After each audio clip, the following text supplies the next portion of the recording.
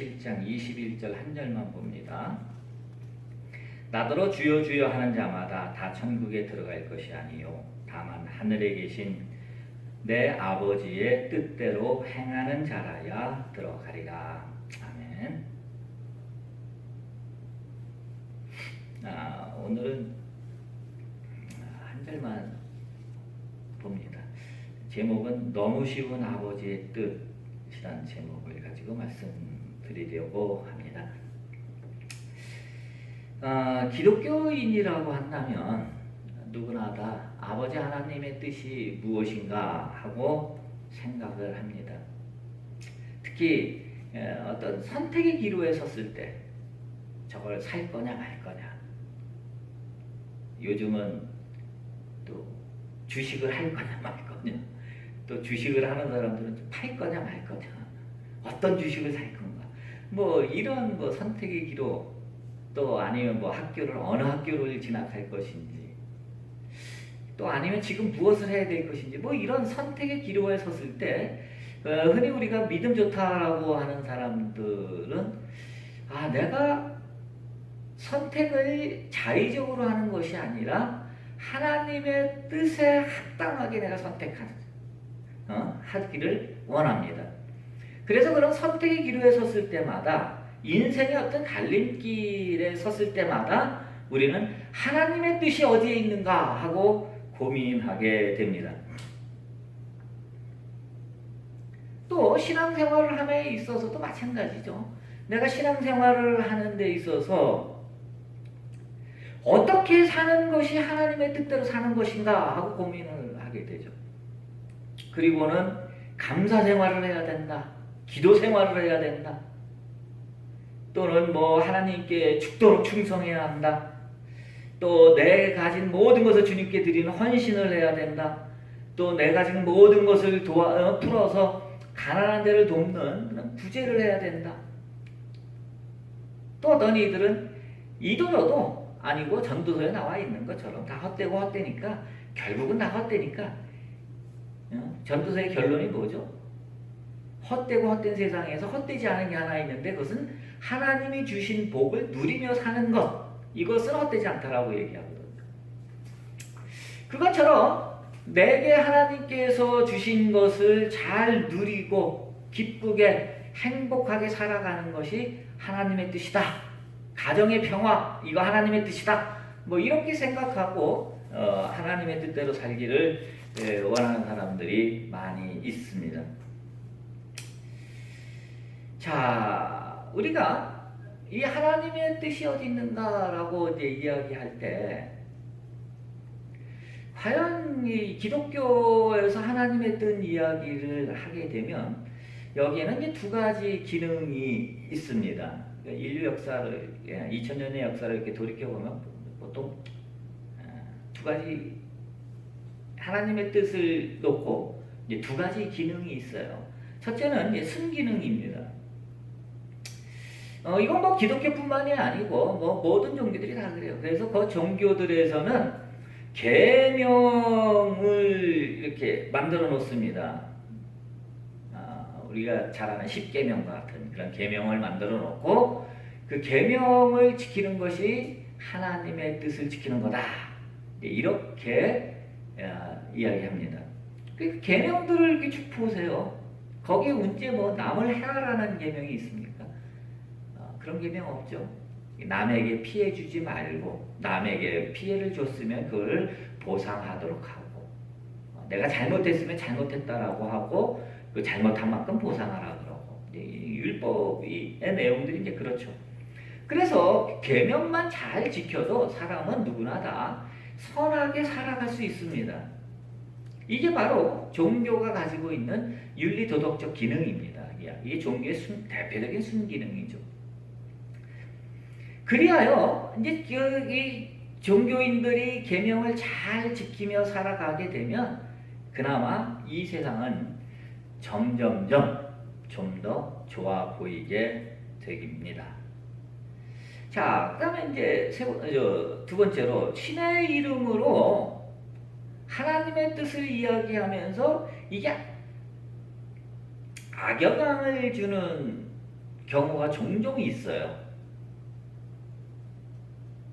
이 하나님의 뜻이라고 하는 이것을 놓고 타인이나 아니면 다른 나라에 피해를 주는 경우가 역사적으로 종종 있습니다. 대표적인 예가 십자군 전쟁이죠. 이 종교 전쟁이 대표적인 겁니다. 신의 이름으로 자행되는 아주 악한 거죠. 인류 역사상 모든 전쟁을 이렇게 보면 종교 전쟁만큼 잔인한 전쟁이 없다 그러죠. 그건 뭐 신의 이름으로 자행되는 악이기 때문에 그건 악한 게 아니요. 적군을 많이 죽이면 많이 죽일수록 하늘의 상급이 큰데 하나님의 뜻을 실현하는 건데 얼마나 사람들이 아주 신나게 악을 행하겠습니까? 이게 이제 역기능이죠. 종교의 역기능이고 아주 대표적인 악영향입니다. 계명주의 시대 이후 이러한 경향들이 이제 점차 많이 사라졌습니다. 하지만 오늘날에도 이 신의 이름으로 자행되는 악한 일들이 여전히 많이 있다라고 하는 것은 우리가 누구든지 알 수 있습니다. 자, 그러면 제가 이제까지 뭐 서론적인 얘기를 했어요. 그러면 이제 좀 생각을 해봅시다. 하나님의 뜻이 무엇인가라고 할 때 우리는 하나님의 뜻이 이거다라고 하는 것을 하나님의 명령이다, 하나님의 계명이다, 우리가 반드시 지켜야 할 그것이다, 뭐 이렇게 표현을 하죠. 그 얘기 뒤집어 말하면 하나님은 우리에게 무언가를 요구하고 있다라고 하는 거예요. 착하게 살 것을 요구하고 헌신할 것을 요구하고 충성할 것을 요구하고 그 하나님의 요구를 집약해 놓은 게 계명 아니겠어요? 하나님이 우리 인간에게 이렇게 살아라 라고 하는 것은 이게 하나님 신의 요구란 말이에요.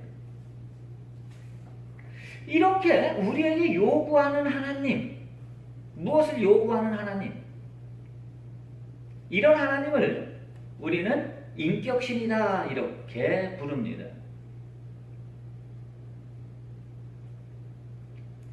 이 인격신이라고 하는 것은 이 인격신에 대한 이야기만 하지도 뭐 몇 시간이 걸려야 될 텐데 짧게 그냥 얘기하자면 결론만 얘기하자면 인격신은 신이라고 하는 이런 어떤 신 존재를 놓고 거기다가 인간의 무의식을 투사해서 인격의 옷을 입혀 놓은 것을 우리는 인격신이라고 그럽니다. 이게 뭐 인격신은 신인 동양론이죠. 그래서 인간과 신은 같다라는 거예요. 하지만 다만 신은 죽지 않는다는 그 차이만 있는 거죠. 그리스 로마 신화 보면 다 이런 인격신으로 되어 있죠. 그리고 기독교도 인격신으로 되어 있어요. 그래서 인간과 이렇게 관계하는 신, 인간에게 무엇을 요구하고 그 요구를 인간이 지키지 못하면 심판하는 이런 인격신으로 되어 있습니다. 이 인격신은 인간의 무의식에 대한 투사입니다. 그리고 인간의 무의식 속에 있는 죄의식에 대한 투사죠. 그렇기 때문에 인격신은 엄밀히 말하면 이것은 신이 될 수 없는 겁니다. 인간이 만든 신이다 이렇게 얘기할 수 있습니다. 자, 그렇게 되니까 우리 자연스럽게 이 신 존재에 대한 이야기를 해야 됩니다. 이제 5번으로 넘어갑니다. 신 존재에 대해서 우리는 질문하지 않을 수가 없어요. 저는 왜 기독교인들이 하나님께 생명을 걸면서 자기 전 존재를 하나님께 걸면서 왜 그 하나님에 대해서 질문하지 않는지, 내 인생의 전부를 건 그 하나님을 한 번도 생각해보지 않는지 참 의심스럽습니다. 물론 의심하지 않고 그냥 절대적으로 믿어버리는 것, 이것도 매우 좋은 겁니다.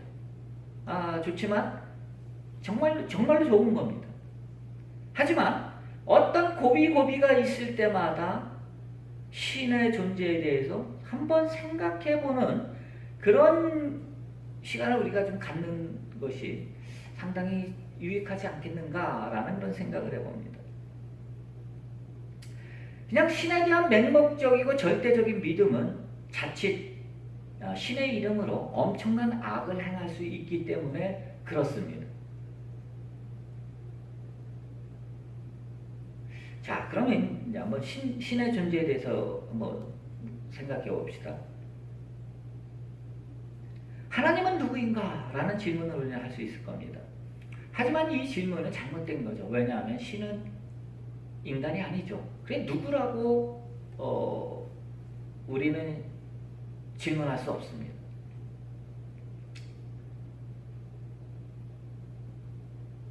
인간이 아니면 누구라는 질문을 하지 않습니다. 그 누구라는 질문은 인간에게만 하는 겁니다. 우리는 아무리 강아지가 이뻐도 강아지가 누구냐 이렇게 말하지 않습니다.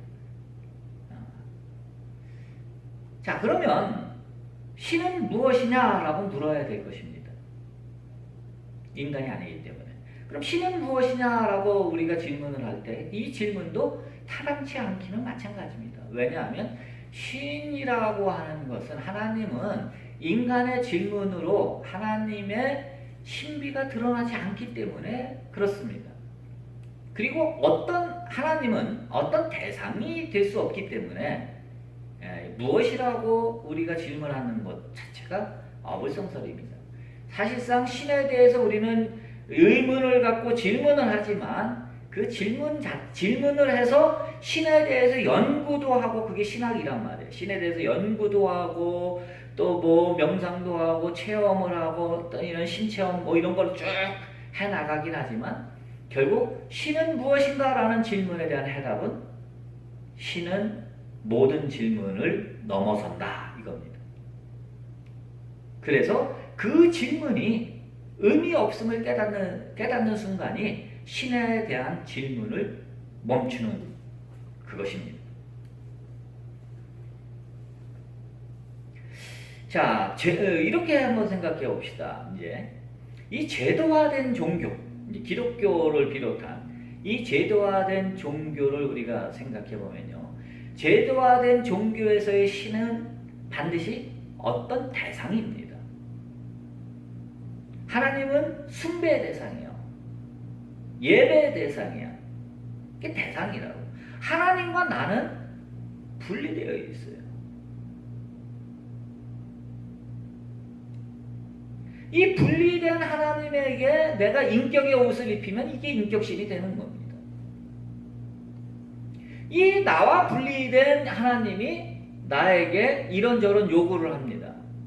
이건 하나님의 욕구를 충족시키기 위한 것이 아니라 실제로는 나의 무의식의 욕구를 충족하기 위해서 신에게 이게 투사한 것이죠.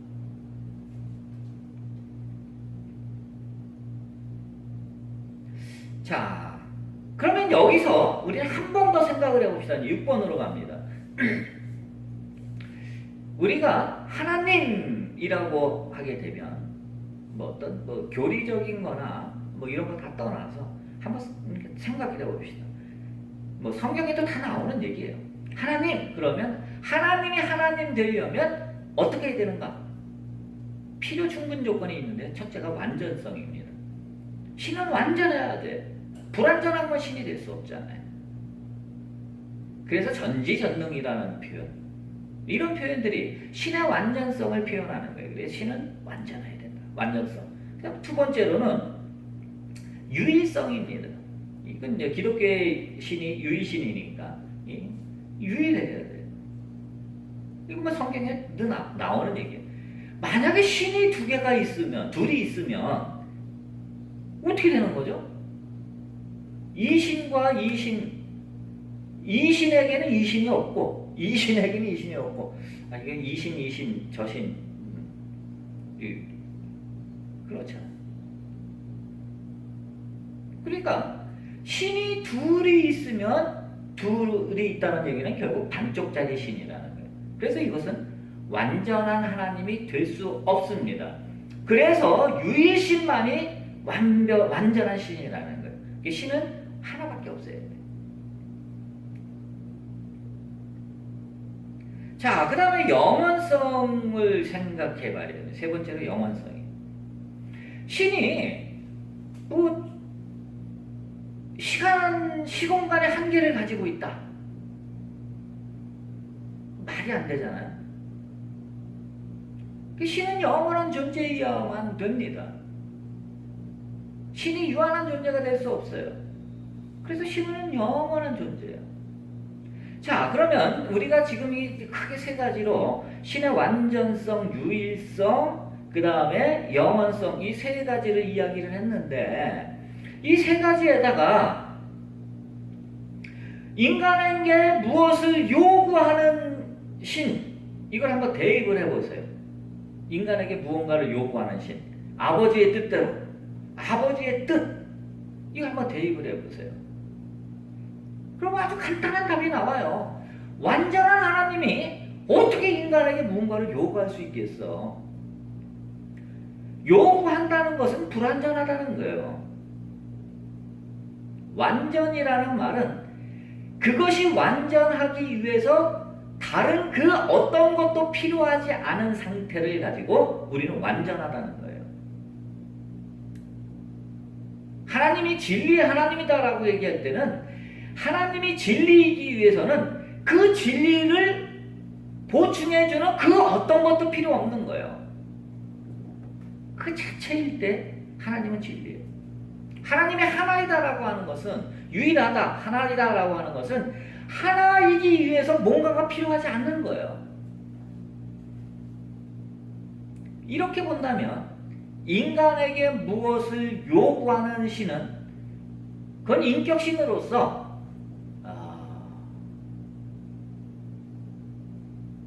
맞지 않죠? 어불성설이죠. 신은 그 자체로 완전한데 뭘 인간에게 우주라고 하는 이 넓은 걸 생각해보면 인간은 얼마나 나약한 존재입니까? 그런데 그 인간에게 하나님이 뭘 요구한다고? 이 말이 안 되죠. 그래서 인간에게 무엇을 요구하는 것은 종교밖에 없어요.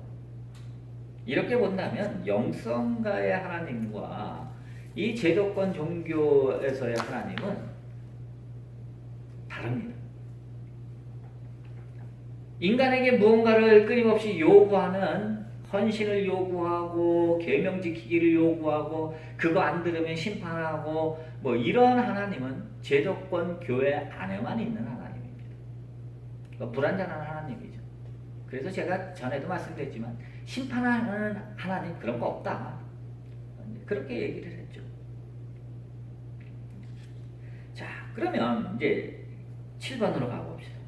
그러므로 신은 인간에게 그 어떤 것도 요구하지 않습니다.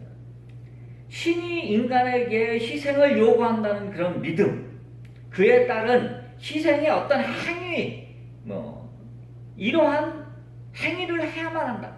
그래서 실질적으로 헌금을 드려야 되고, 내가 죽더라도 어떻게 해야 되고, 전도띠 들고 나가서 물티슈라도 돌려야 되고, 이와 같은 일들은, 이와 같은 것을 하나님이 원하고 하나님이 인간에게 요구한다라고 하는 믿음은 사실상 죄의 멍에를 지고 사는 인간들이 죄책감으로부터 벗어나려고 하는 하나의 시도에 불과할 뿐입니다. 그런 것은 없다라고 하는 거예요. 자, 이제 결론에 다 왔습니다. 이제 좀 어렵긴 하지만 이제 결론에 다 왔어요. 자, 마지막 8번으로 가봅시다. 자, 그러면 오늘 본문 말씀에 비춰서 예수께서 말씀하신 아버지의 뜻은 무엇인가? 예수님이 분명히 그랬잖아요. 오늘 본문에서 나더러 주여 주여 하는 자마다 다 천국에 들어갈 것이 아니라 다만 하늘에 계신 내 아버지 뜻대로 행하는 자라야 들어갈 수 있다라고 하는 거예요. 이것은 분명히 마태가 편집한 내용일 텐데 마태가 자기의 의도대로 당시에 유대인들의 성향, 어떤 율법적 행위를 강요하는 유대인들의 특성을 고려해서 재편집하고 수정했던 걸로 보이는 본문입니다. 여기서 분명히 마태는 이렇게 얘기하는 겁니다. 입으로만 주여 주여 한다고 해서 천국 가는 거 아니다. 정말 아버지의 뜻대로 행하는 자야만 된다. 여기서 아버지의 뜻 대신 율법이라는 걸 집어넣어봐요. 그런 구약이야. 그대로 구약이야. 그 구약에서 말하는 그 율법이라는 그 자리에 그냥 아버지의 뜻을 이렇게 그거 빼고 아버지의 뜻을 집어넣은 거지. 뭐.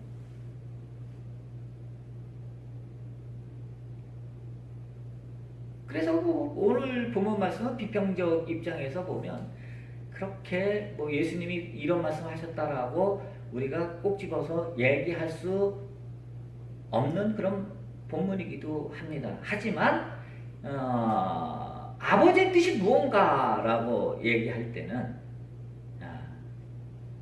그 의미를 한번 생각해 보자고 해서 이 본문을 선택했어요. 자, 여기 보면 아버지의 뜻이 무언가 라고 하는 거예요. 탕자의 비유, 우리 누가복음에 나오는 탕자의 비유를 생각해 봅시다. 거기서 아버지의 뜻이 뭐라고 여러분 생각합니까? 거기서 아버지의 뜻이 뭐죠? 아들에게 뭐 엄청난 걸 요구하나요? 그저 아버지의 뜻은 아들이 돌아오기만을, 돌이켜 아버지 집으로 오기만을 바라는 게 이게 아버지의 뜻입니다. 탕자가 집을 떠나 나갔는데 그 탕자에게 돈 벌어보라고 요구하는 것도 아버지가 아니죠. 너 세상 나갔으니 착한 일하고 와라.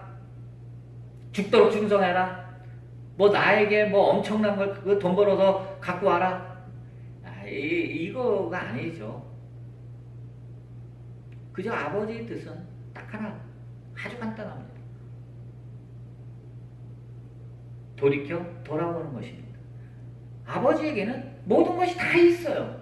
그 많은 재산을 갖고 있고 많은 노비를 갖고 있고 그런데 뭐 아들에게 뭐가 부족해서 돈 벌어오라고 했어. 뭐 없는 거 없이 다 있는데 뭐 아들에게 뭐 좋은 옷을 사와라, 좋은 선물 사와라, 뭐 그런 요구를 하겠어. 아버지의 뜻은 돌이켜서 아버지 집으로 오라. 이것밖에는 없습니다. 자, 그러므로 하나님의 완전성, 그 다음에 유일성, 그 다음에 영원성을 기초로 해서 아버지의 뜻이 무엇인가 라고 하는 것을 우리가 생각해 본다면 하나님은 우리에게 그 어떤 것을 요구하지도 않아.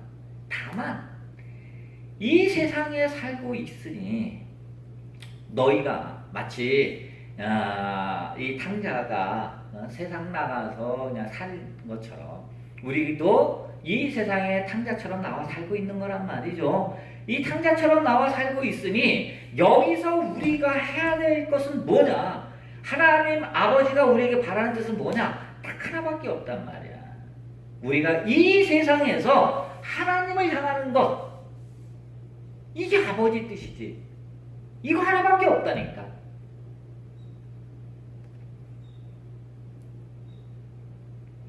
자, 그러면 아버지의 집이 어디예요? 천국이라고 우리가 이제 얘기를 하는데 그것을 시간과 공간으로 표현된 그런 천국은 아버지 집이 될 수 없어요. 영원한 집이라 그러잖아. 그래서 영원한 집이 되려면 시간과 공간 너머에 있어야 되는 거예요. 그것은 우리 영원하다라고 하는 것은 우리의 지각으로 파악되지 않는다는 거예요. 우리의 오감으로 파악되지 않고 우리의 어떤 이성으로 인식되어지지 않는다는 것을 말하는 거예요. 인식되어지지 않으니까 어떻게 아버지 집으로 가죠? 아버지가 서울에 있으면 그냥 기차 타고 가면 되는데 이 시공간으로 찾을 수 없는 곳이기 때문에 영원한 곳이니까 할 수 없잖아요. 어디 있죠? 내 마음에 있다는 거예요. 그래서 그 내면을 향하는 겁니다. 그래서 아버지의 뜻이라고 하는 것은 이 외부에서 뭐 이렇게 살라 저렇게 살라 감사하라 헌신하라 뭐하라 이렇게 이 세상에 대해서 요구하는 그런 하나님은 없고, 이 세상에서 무언을 하려고 그렇게 하지 말고 그저 아버지의 뜻은 네 내면 안으로 들어와라. 거기 내가 있다. 그 말씀이에요. 그래서 마음을 내면으로 돌려서 그 안에서 하나님을 찾는 거예요. 그리고 나서 그 하나님과 내가 한시도 떨어지지 않고 늘 같이 있었다는 것을 아는 겁니다. 무엇을 할 것인가 고민하지 마십시오. 그저 내면으로 고개만 돌리면 됩니다. 이것이 밖에 펼쳐진 세상의 실제라고 믿는 사람들을 향한 아버지의 뜻입니다. 아버지의 유일한 뜻입니다. 너무 쉽죠? 하나님을 향하고 아버지 집으로 가겠다라고 하는 마음을 내는 것, 이게 아버지의 뜻의 전부라니까. 너무 쉽잖아요? 이래서 아무도 안 가는 거예요. 너무 쉬워서 아무도 믿으려 하지 않는 그런 아버지의 뜻이다라는 거예요. 아버지의 뜻은 그것밖에 없다. 무엇을 행위나 뭐나 뭐 믿음으로 어떡하고 이런 것이 아니라 그저 아버지 하나님을 바라보고 찾고, 그리고 아버지의 뜻을 발견했을 때, 아, 내가 아버지와 떨어져 있어 본 적이 없구나. 내가 여전히 아버지 안에 있구나. 왜냐? 하나님은 완전하니까. 하나님이니까. 내가 그 안에 있었구나. 처음부터 지금까지 영원히 있구나 하는 것을 아는 것. 이것이 아버지의 뜻이다 라고 하는 겁니다. 너무 쉽다고 그냥 고개 돌리지 마시고요. 그냥 아버지의 하나님을 향해서 고개를 돌리십시오. 이것이 우리가 아버지의 뜻에 따라 살아가는 것입니다. 기도합시다. 사랑해 주님, 우린 너무나 신앙생활도 어렵게 하고 하나님을 너무 어렵게 그렇게 생각을 합니다. 그런데 생각해보니까, 깊이 한번 이렇게 따져보고 생각해보니까 아버지의 뜻은 뭔가 대단한 것을 요구하거나 뭐 그런 것이 아니라 그저 단지 하나님을 향해서 고개를 돌리는 것, 아버지의 집으로 가야겠다라고 마음을 돌이키는 것, 그리고 아버지 집을 향해 걸어가는 것, 그리고 도착해서는 내가 아버지 집에서 떠난 적이 없었구나 라고 하는 것을 아는 것, 이게 아버지의 뜻의 전부라는 사실을 우리가 알았습니다. 너무 쉬워서 아무도 가지 않는 그런 길이 되고 말았습니다. 우리가 이것을 놓고 또 무언가를 하려고 하지 말게 하시고 그저 고개만 아버지께로 돌리고 마음을 돌이키는 우리가 되게 하여 주옵소서. 예수님의 이름으로 기도했습니다.